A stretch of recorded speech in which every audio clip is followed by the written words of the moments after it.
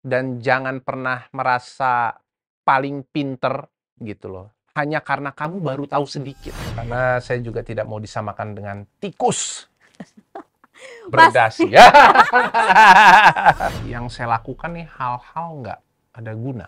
Godaan ada, sugesti kenceng.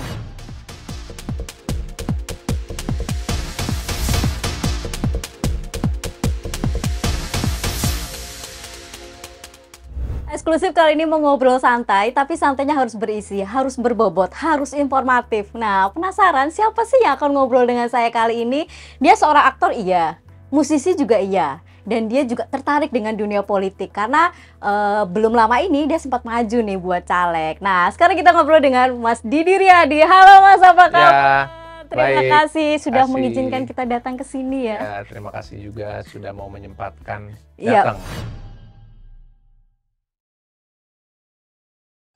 Pastinya kita akan mengupayakan waktu untuk ketemu dengan Mas Didi.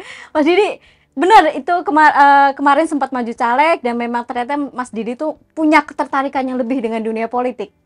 Kalau ketertarikan sama dunia politik sebenarnya udah dari kecil ya. Oh ya? Segala sesuatu yang berhubungan dengan sejarah, Oke. sosial politik, ya itu buat saya secara pribadi bukan hal baru lah. Emang udah dari kecil udah suka. Suka dengan Tapi itu. dalam perjalanannya memang itu tidak tercapture oleh orang dan oleh fans gitu ya. Taunya memang ya, berkecimpung di dunia entertainment sebagai musisi, sebagai aktor selama puluhan tahun gitu loh. Di luar itu sebenarnya ketertarikan itu Sudah lama. ya dengan politik ya udah dari lama, buku-buku bacaan yang saya tonton gitu dan lain-lain ya itu lebih banyak justru berhubungan dengan sejarah, dengan politik, berita-berita ya sebenarnya tontonannya sih itu gitu loh. Dan kalau di Google dibuka gitu ya labelnya sudah politikus sih sebenarnya gitu. Berarti sebenarnya pekerjaannya di dunia entertain, tapi justru Mas Didi punya ketertarikannya yang lebih justru di dunia politik. Di dunia entertainment itu seperti apa ya? Seperti passion gitu, seneng gitu ya. Memang maksudnya wah seru gitu. Tapi kan politik juga lebih seru Mas sebenarnya. Kenapa tuh? Politik sebenarnya lebih seru. Lebih seru nggak sih politik sebenarnya? Melengkapi. Oke. Jadi saya merasa sebagai seniman, sebagai politikus itu saling melengkapi gitu. Saya bisa dengan cepat untuk melakukan penyesuaian dan adjustment dengan irama politik. Asik. Dengan ya, dengan apa ya, dengan dinamikanya gitu. Jadi ya bisa dibilang, saya bilangnya sih begini, politik itu juga sebenarnya seni. Seni dalam bernegosiasi. Yep. Gitu. Gitu. Bernegosiasi. Ya kalau punya sense of art baru bisa berucap seperti tadi. Betul. Kalau cuman pure ini aja, oh ya paham politik atau apa gitu ya sense of artnya nggak ada ya belum tentu bisa berucap seperti tadi gitu. Ini definisi serius tapi santai ini berarti ada nih dari seorang Mas Didi. Serius sih obrolannya, tapi dikemasnya dengan cara yang santai, dengan ada irama tadi. Ya. Tapi kalau tadi Mas Didi bilang sudah lama suka dengan politik, itu sudah lama dalam konteks ketika masa sekolah atau justru ketika sudah terjun ke dunia hiburan? Bokap itu suka baca buku. Oh, dari lingkungan keluarganya. Jadi artinya literasi itu di rumah itu hal yang biasa dan buat anak-anak tuh, ya saya kan anak paling tua ya, hukumnya wajib gitu. Hukumnya tuh wajib. Kadang nyolong-nyolong lihat bukunya bokap baca apa ya gitu loh. Ya baca filsafat, baca Khalil Gibran, sejarah gitu ya. Ya itu satu baca gitu ini menarik Lama-lama juga ya. ya. Ya udah terus aja gitu loh. Bablas terus. Walaupun ya anak-anak itu dunianya masih main gitu. Tapi deep down inside gitu sebenarnya sudah termemori. Iya, secara tidak sadar Terekam itu gitu. masuk dalam itu. Terekam gitu loh. Apa yang beliau suka sampaikan, kasih tahu. Apakah itu berupa insight-insight, nasihat, petuah gitu, dan buku-buku yang beliau baca gitu ya, itu terekam gitu loh.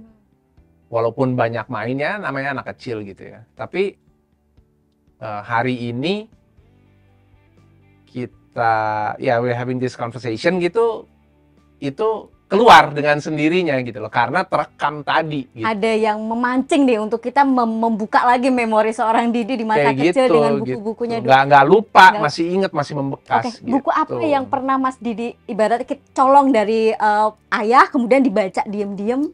Pertama kali buku apa tuh? Ada buku Khalil Gibran, terus salah satunya dari sekian banyak itu, ini udah lama banget, itu buku kertasnya sampai kuning tuh. Kalau nggak salah karangannya Michael Hart. Jadi dia membuat ada 100 tokoh, dia bikin ranking. 100 tokoh dunia maksudnya? Ya, 100 tokoh dunia dengan biografinya, dengan sejarahnya gitu. Gitu. Ini dan Nabi Muhammad SAW ranking pertama, nomor 1.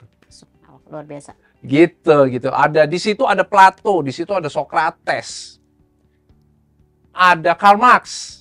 Karl Marx ya. Ada. Ya sekarang mungkin anak kecil baca. Bingung. Maksudnya ya kan nggak tahu apakah itu sesuatu yang lazim kah, atau ya anak kecil bacanya itu kan mungkin mereka mungkin beranggap terlalu berat.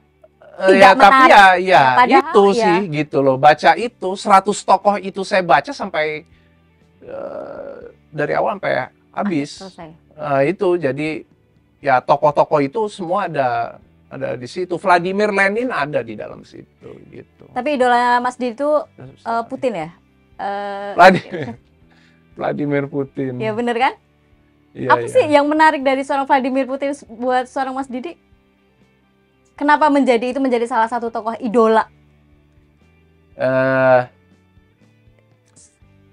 Beliau sebagai leader betul-betul memberikan contoh dan teladan yang konkret. Pentingnya memiliki karakter yang kuat dan berdaulat atas diri sendiri ya, dan atas negara sendiri gitu loh. Jadi itu dulu deh, kita nggak usah ya soal leadership. Kita nggak usah bicara soal kebijakan dia yang lain-lain gitu ya. Tapi berdiri di kaki sendiri gitu ya, dan berdaulat itu adalah salah satu syarat jadi seorang leader yang lu harus punya. Lu nggak punya itu, mencela-mencele gitu ya, jangan jadi leader, jadi follower aja. Iya. Lah iya dong. Bener-bener. Karena dia tidak pernah berani ngambil keputusan, tidak berani mengambil sikap apapun. Gitu. Mas, kalau tadi ketertarikannya dalam dunia politik sejak lama, bahkan buku-bukunya secara tidak sadar dibacanya pada masa-masa sekolah juga gitu loh. Selama di sekolah atau kemarin juga baru selesai dengan studinya di pendidikan di Lemhanas. Nah, berarti secara pendidikan juga Mas Didi juga fokus concern di isu politik, sejarah, filsafat, atau mungkin seperti itu? Iya, karena nanti ke depannya korelasinya kan adalah berhubungan dengan mempersiapkan generasi berikutnya. Kan regenerasi, bahwa realita dan faktanya tongkat estafet ini kan harus diserahkan gitu loh. Saya sebagai generasi milenial gitu, menjadi generasi yang terakhir untuk bisa meneruskan mindset dan mentality literasi ke generasi yang berikutnya. Budayakan nonton sampai habis, budayakan membaca sampai habis. Jangan pernah cepat puas dan jangan pernah merasa paling pinter gitu loh. Hanya karena kamu baru tahu sedikit. Itu kan penting gitu loh. Nah, ini yang saya lihat hilang nih. Di generasi. Tergerus di generasi Gen Z gitu ya. Dan itu mempengaruhi dan impact-nya gede ya. Ya, sosial media digital, betul. Ya era sekarang ini ya. Tapi itu tidak bisa dihindari, Mas, sebenarnya. Dengan sosial media, kecanggihan itu hanya dibutuhkan bagaimana kita menyikapi itu tanpa memutus estafet yang mau kita teruskan tadi. Oh iya, bahwa bagaimana memanfaatkan sosial media, let's say begitu ya. Ini hanya sebagai media saja untuk saya mendapatkan lebih banyak informasi, untuk saya lebih mudah dalam mengakses segala bentuk informasi. Literasi saya jadi lengkap, bukan hanya secara konvensional dan digital. Ketika buka Instagram, gitu loh. Nah, saya bisa baca berbagai macam berita dari berbagai macam sumber. Tanpa harus nunggu lama kayak dulu. Iya, betul. Tunggu dikirimin koran dulu. Nunggu besok paginya. Nunggu ya, kayak gitu. Atau sekarang lebih cepat. Atau mesen buku inden. Kayak pesen mobil. Tunggu dulu dikirim dan lain-lain. Sekarang sudah lebih cepat. Nah, persoalannya adalah, sama nggak nih mindset kita? Kan itu. Faktanya kan enggak. Oh, sekarang zaman berkembang gitu ya. Kan narasinya begitu. Zaman berkembang nih, maju sekarang. Wah, social media digital. 4.0. 4.0 dan lain-lain. Lalu kenapa rata-rata IQ nasional kita cuma 78? Nggak masuk di akal saya. Bukankah harusnya kita bertambah bisa mengimbangi dengan bertambah cerdas gitu loh, dengan kita mudah gitu loh. Ini benar-benar dipermudah nih. Atau justru dengan dipermudah itu kita menjadi ada rasa malas karena itu akhirnya sebaliknya. Berbalik jadi karena kenapa ngerasa gampang? Ya sudah, menggampangkan lebih tepatnya. Akhirnya menggampangkan secara mentality nggak kuat, manja, spoiled gitu ya. Dan yang berujung akhirnya apa? Oh, fighting spiritnya lemah gitu. Berkurang ya, hilang malah perlahan-lahan menjadi hilang. Ya, bukan kurang malah ya, mungkin bisa dibilang hilang. Kalau kemarin ketika Mas Didi memutuskan untuk terjun dunia politik, artinya maju caleg itu, titik balik apa yang kemudian Mas Didi merasa yakin padahal publik lebih mengenal seorang Didi itu drummer, aktor, memberanikan diri untuk nyemplung gitu loh. Karena pada akhirnya kan jangan sampai nih masyarakat hanya melihat ikut-ikutan selebriti di parlemen. Kan kita juga malas ngelihat ketika lu punya apa sih gitu. Nah, apa titik balik seorang Didi Riyadi memberanikan diri di situ? Salah satu sih COVID ya. Kalau mungkin pernah inget, saya tuh pernah, ini rame kok viral gitu ya. Surat terbuka untuk Pak Jokowi waktu itu gitu loh. Waktu itu ada wacana untuk meningkatkan level PPKM menjadi level 4 betul. Gitu loh. Level-level ini kan kalau yang paling tinggi levelnya berarti betul-betul ketat ya. Betul-betul kayak inilah gitu loh, ditutup gitu loh.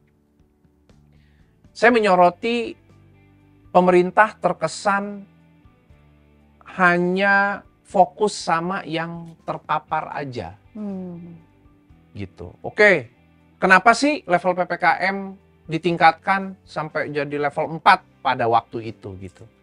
Concernnya adalah angka positif naik, gitu. Angka positif naik, berbahaya, korban sudah banyak berjatuhan, yang meninggal juga banyak dan lain-lain.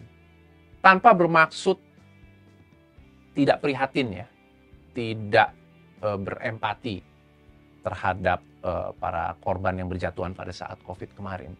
Tapi penting juga pemerintah memikirkan bagaimana tata kelola terhadap kami-kami yang terdampak secara ekonomi. Habis-habisan kan? Benar, semua. Habis gitu loh. Surat terbuka saya kan aspirasi. Bukan lagi iseng. Bukan lagi bukan lagi kayak gabut gitu. Enggak. Benar-benar gitu loh. dipersiapkan Ini menyampaikan aspirasi. ini aspirasi yang aduh, ini gimana ya gitu loh.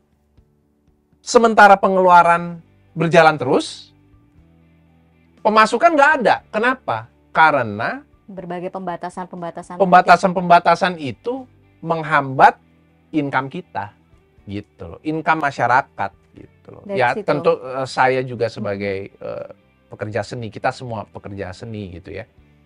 Yang paling gampangnya kan dari mana sih seniman atau teman-teman musisi dapat pemasukan? Kan dari panggung. Kemudian panggungnya tidak. Ya. Betul. Nah, bagaimana pemerintah mengelola ini semua agar setidak-tidaknya ya bisa kondusif lah gitu loh. Kan mereka sebagai regulator yang punya kebijakan dan lain-lain gitu loh. Nah, itu gitu loh. Nah, dari situ mungkin sepertinya apa yang menjadi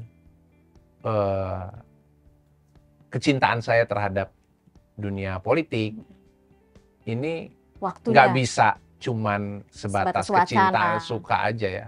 Ada langkah konkret yang yang harus diambil ya. Dari situ sudah mulai ya mungkin mulai mapping saya harus bagaimana harus memetakan ya, saya harus mungkin memberi peran lah untuk politik di Indonesia ketika itu. Harus terjun mungkin, bukan hanya sebagai pemain cadangan, tapi sebagai pemain utama gitu loh, yang turun di lapangan gitu loh untuk ikut berkontestasi gitu. Ya udah dari situ mulai fokus serius turun untuk gitu. Kalau nggak salah Jabar 11 itu ya Mas ya. Memilih Jabar 11 ketika itu ada keterikatan, maksudnya dengan menentukan daerah Garut kalau nggak salah kan? Jabar Kota, 11 Kabupaten Tasikmalaya dan Kabupaten Garut. Ya. Secara historis eyang dari pihak bapak itu merit 2 kali gitu. Merit pertama itu sama orang Malangbong. Oh, oke. Saya baru tahu itu ketika, menariknya itu ya, saya baru tahu itu ketika nyalek gitu ya. Ya ibu saya cerita gitu. Eyang tuh ini loh, maksudnya pertama dengan orang Malangbong, terus pergerakan Sarekat Islam, bersahabat dengan Kartosuwiryo DITI waktu itu. Namun dalam perjalanannya berbeda mazhab nih, pecahlah, bubar mereka gitu loh. Yang saya gerilya ke Jawa Tengah, ketemu merit kedua gitu loh. Lahirlah bokap. Bapak saya. Berarti bagaimana makanya saya tetap ada darah dari Malangbongnya itu ya sebenarnya. Karena begini, dulu itu saya bingung. Yuk kita ke saudara, tapi kok di Bandung? Karena saya taunya begini waktu kecil. Saudara saya itu di Kebumen.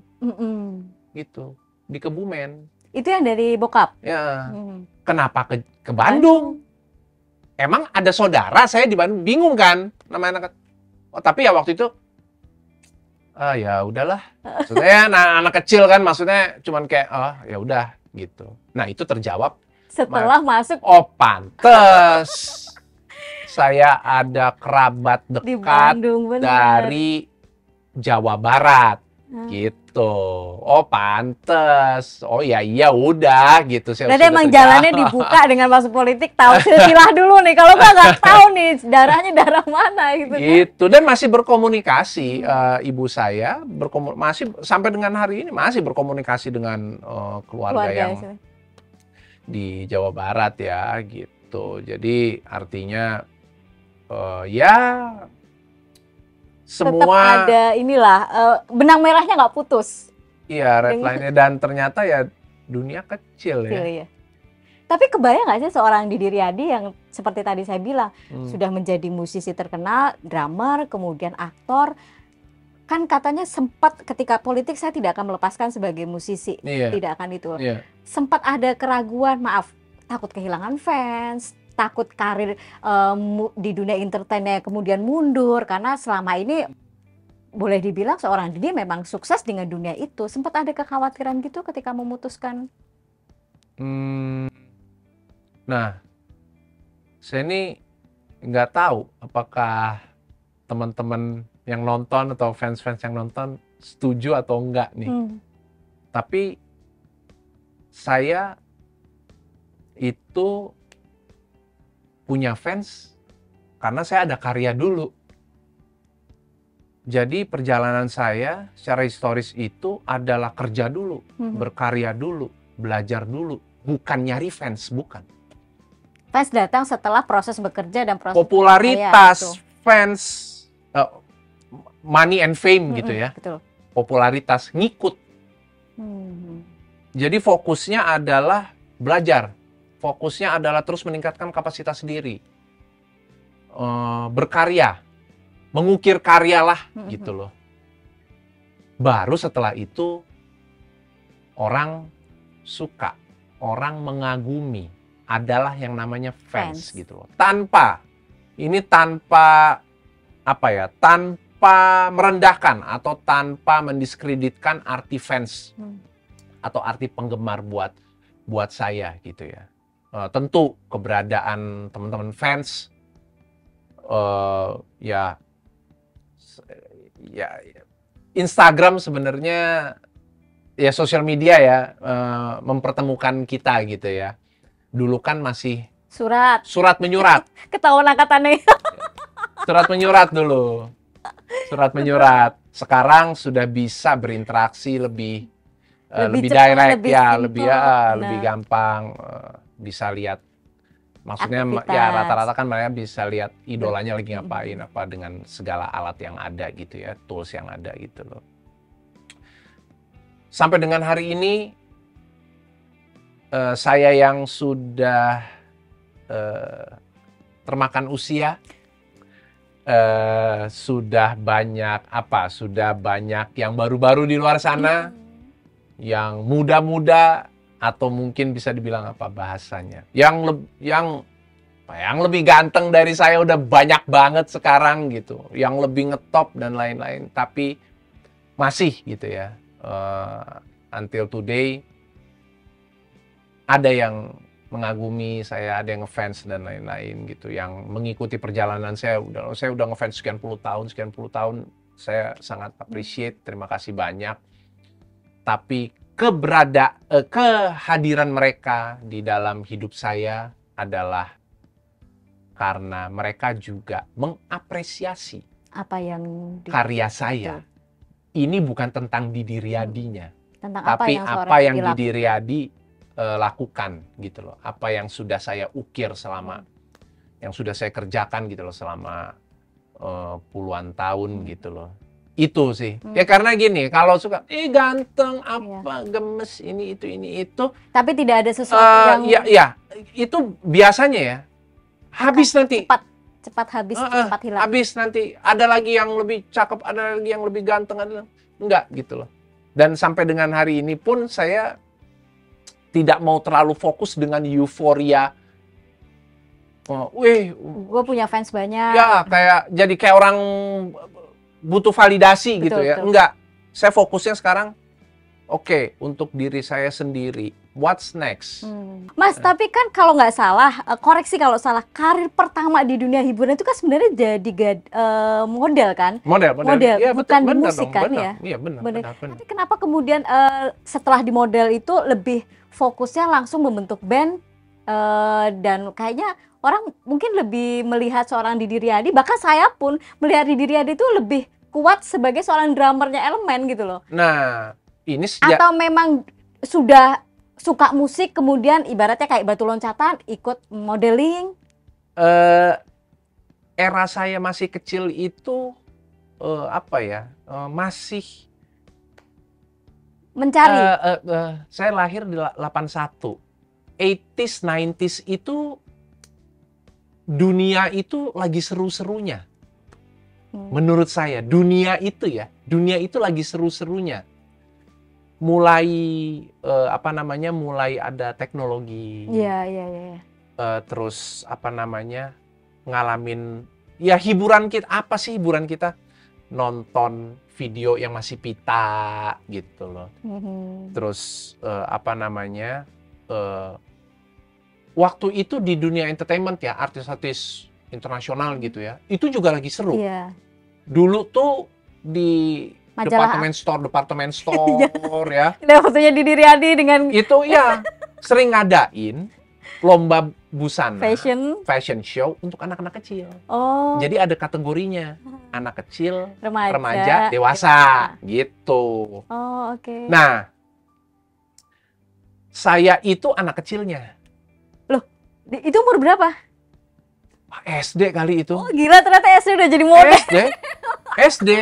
Sesekali dari situ dapat tawaran iklan. Oh, oke. Iklan TV gitu. Terus ya biasa apa print ad gitu kan di majalah gitu kan. Cuman 2 kan, TV sama majalah kan. Remajanya almarhum Roni Setiawan yang menjadi vokalis pertamanya Elemen. Gitu loh. Oh. Udah berjalan terus sampai akhirnya ke tingkat yang lebih dewasa. Nasional, majalah remaja gitu kan. Menang di situ juara 1, dapat sinetron nggak lama dari situ. Oke, gitu. Dari SD ternyata dia menjadi model. Tapi kalau nggak salah ya, Didi Riyadi SD itu, bukan Didi Riyadi aja, Didi Riyadi kecil itu nakal ya, bandel, sampai pernah jatuh manjat kulkas. Iya nggak sih? Daftar itu nggak habis hari. Nggak akan habis hari kalau dibahas. Ya itu seorang Didi kalau gini, kalau tante-tante saya gitu ya, itu bilang seperti nggak ada habisnya. Energinya kayak nggak ada habis gitu loh.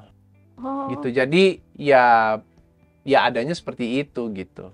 Tapi katanya anak kecil dulu kalau yang aktif banget, biasanya nanti gedenya malah kalem.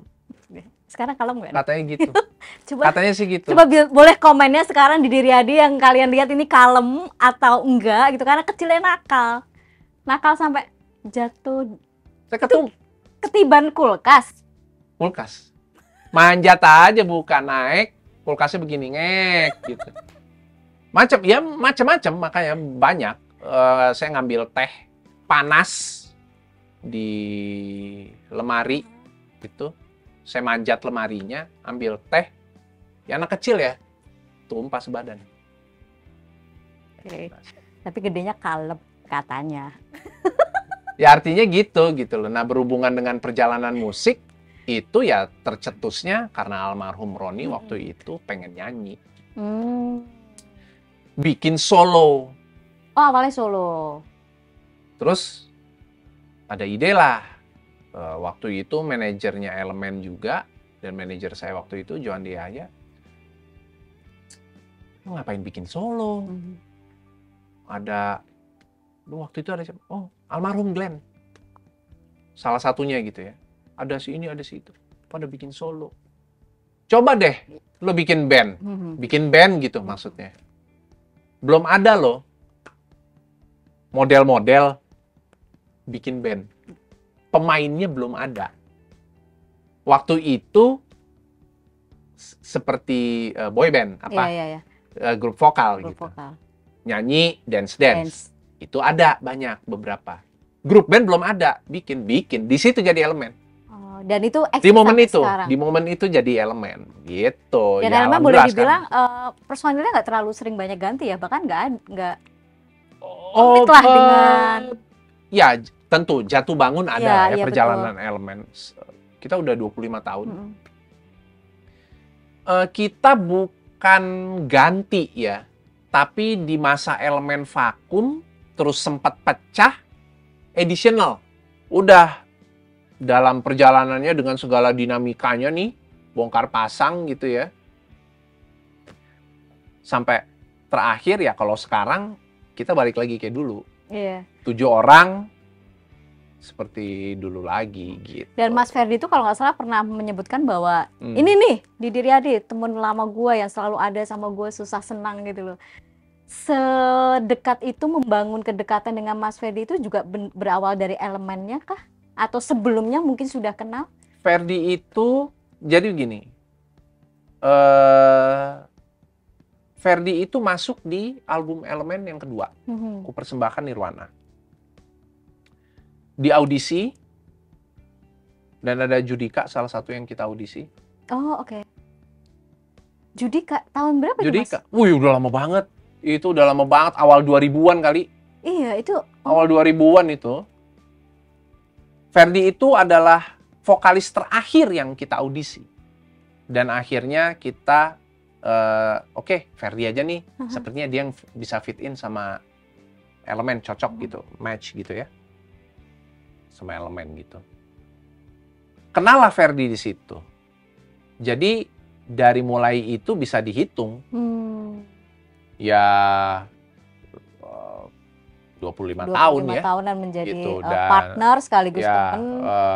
Ya kalau tur Pasti. teman sekamar kan. Iya. Gitu. Jadi ya segitu lama lah kita ini kita bareng gitu. Oke. Nah, ketika tadi memutuskan berpolitik kemudian akan tetap eksis di Elemen, rencana Mas Didi gitu. Teman-teman Elemen sendiri sempat merasa ada yang kehilangan nggak? Maksudnya kekhawatiran. Oh, itu. Kalau kekhawatiran dari Mas Didi tadi oke lah kita sudah tahu. Tapi kalau dari teman-teman Elemen sendiri? Ada, kekhawatiran itu ada. Mereka ungkapkan itu. Iya, Mereka iya, ungkapkan. Yakin nih?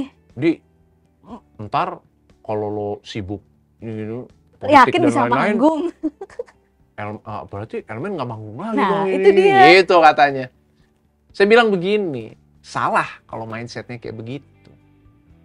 Justru apa namanya? Ini back to back sebenarnya. Kayak gitu. Ya tentu teknis bagi jadwal dan lain-lain, tenaga. Sayanya ekstra kerja keras sayanya gitu loh. Ya willing gitu untuk ya udah ekstra kerja keras, kegiatan politik, show juga dengan Elemen dan lain-lain. Tapi sebenarnya ini sama-sama saling mendukung dua kegiatan ini gitu loh. Jadi artinya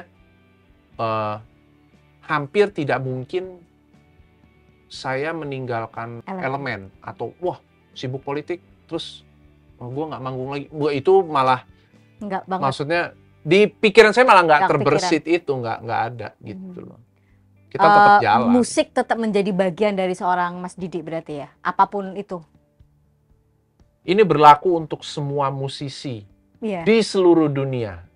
Sekali lo udah anak band, mau lo anak pengusaha, mau lo ada keturunan darah biru, mau lo politikus, lo mau presiden kayak atau apa, kalau lo udah jadi anak band, sekali lo anak band, ya lo anak band sampai mati. Betul. Anak band sampai mati gitu loh. Terlepas dari saya berkecimpung di dunia politik atau sebagai politikus, itu sudah hal yang berbeda lagi. Bahwa itu adalah saya bisa bilang apa ya, itu adalah sebuah kegiatan atau tempat saya untuk saya bisa berkontribusi dan memberikan lebih banyak lagi dalam skup atau skala yang lebih global, yang lebih luas. Itu untuk bangsa dan negara gitu. Oke, berarti pokoknya beda gitu. Iya, tapi tetap akan saling melengkapi itu. Saling melengkapi. Gitu. Kegiatannya berbeda tapi saling melengkapi. Ya sekarang gini, bicara edukasi, kebudayaan, musik bagian dari itu. Dari budaya, betul. Ya udah. Segala macamnya kan bisa dikreasikan ketika kita bicara edukasi gitu loh.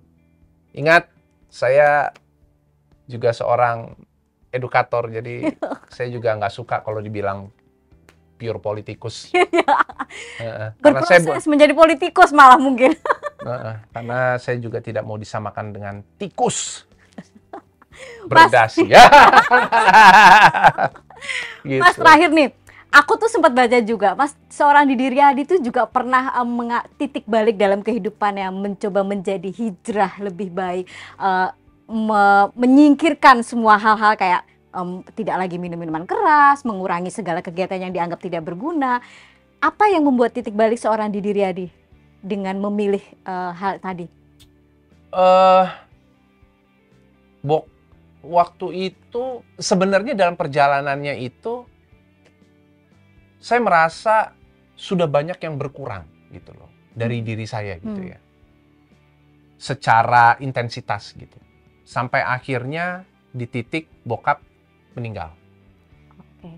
Bokap meninggal karena sakit.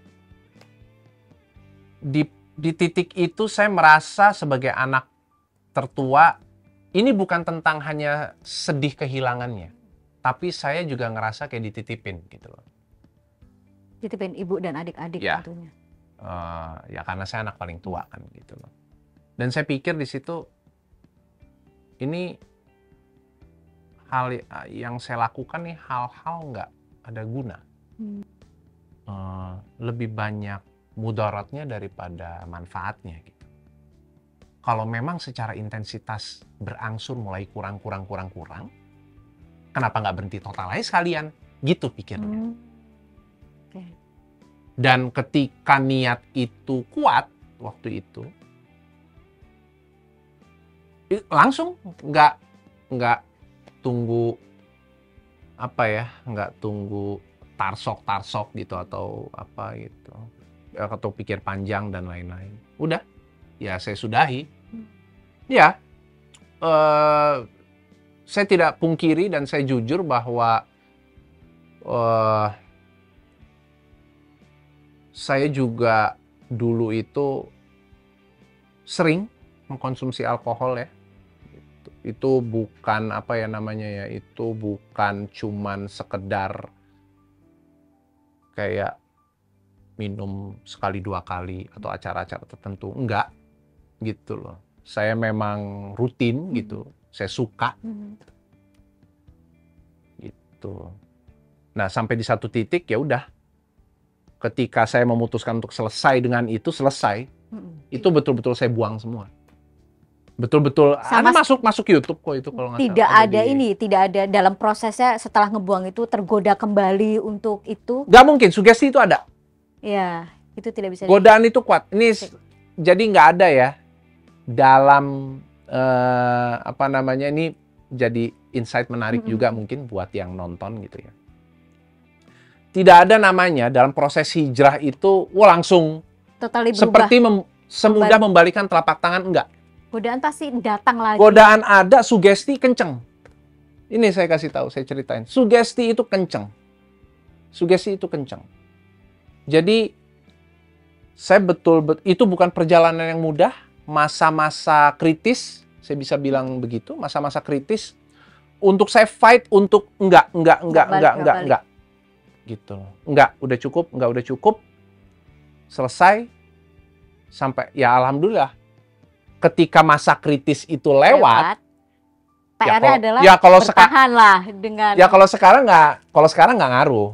Dalam sosialisasi gitu ya, ketemu teman dan lain-lain. Ada beberapa teman masih minum dan lain. Mereka yang tahu, saya nggak ditawarin karena mereka udah tahu gitu. Jadi mau pesen apa yang lain, iya gampang gitu loh. Yang belum tahu ada orang kenal baru kenal atau yang apa segala macam nawarin. Sudah berani langsung bilang tidak? Saya langsung strict aja, langsung bilang maaf, saya nggak minum, saya bilang gitu. Oh gitu, oh ya, maaf ya, oh ya, it's okay, nggak apa-apa. Dan beberapa dari mereka malah ada yang, oh ya, iya, oh enggak, seriusan? Oh oke. Masa sih gitu kan? Iya, hebat ya, maksudnya. Iya. Ya dari situ saya justru bisa berbagi gitu loh, berbagi informasi. Dengan harapan tentu, ya nggak tahu, mungkin lo terinspirasi sama kisah gue, one day lo berhenti gitu. Saya rasa itu merupakan bentuk bentuk dakwah yang bagus ya, tanpa menghakimi, maksa dan lain-lain. Enggak, saya cuman enggak maksud, oh ya, oh enggak minum gitu. Mungkin pikiran mereka, saya udah berhenti, saya bilang gitu. Oh gitu, udah lama. Akhirnya jadi ngobrol kan gitu. Ya, hal kecil kita kadang-kadang mungkin berpengaruh besar buat orang lain, itu yang kita mungkin sendiri nggak sadar, tapi artinya orang lain yang artinya itu. Buat saya secara pribadi, berhijrah itu akan selalu menjadi urusan yang sangat personal dan sakral antara saya sama Tuhan gitu. Dan sampai dengan hari ini dan sampai dengan detik ini saya merasa dosa saya masih banyak, kekurangan saya masih banyak gitu ya. Masih bertumpuk dan PR yang saya harus selesaikan masih banyak. Segala sesuatu yang berhubungan dengan diri saya dan step by step terus berupaya untuk bebenah diri, memperbaiki diri, introspeksi dan berkontemplasi itu terus. Yang paling penting sih itu ya, bergerak maju. Walaupun kamu merangkak, tapi kamu bergerak maju. Gitu. Oke, ini benar-benar harus menjadi inspirasi semua orang nih, kalau seorang Didi Riyadi berani mengambil keputusan yang luar biasa, nggak gampang, tapi juga pasti ada hal baik di ending semuanya nanti gitu loh. Mungkin sekarang Mas Didi juga sudah ngerasain efek dari melepaskan itu secara fisik, mungkin badan lebih sehat kali ya Mas ya, lebih baik lah gitu loh. Oke Mas Didi, mudah-mudahan ada informasi atau ada inspirasi lah buat yang nonton ini, seorang Didi Riyadi. Terima kasih sudah datang ke sini. Aku yang udah ngacak-ngacak. Iya nih. Tiba-tiba saya digangguin. Tiba-tiba digeruduk oleh langsung kamera. Ada apa nih? Saya bingung, waduh rame banget nih. Oke Mas Didi. Gak apa-apa, saya juga terima kasih nih udah pada hadir di sini. Sukses buat Elemen juga, dan ini lagi project, ada film baru nih katanya. Ya, insya Allah mau syuting, ada film. Oke, sip. Gitu, siap. Oke, thank you Mas Didi. Ya, sama-sama.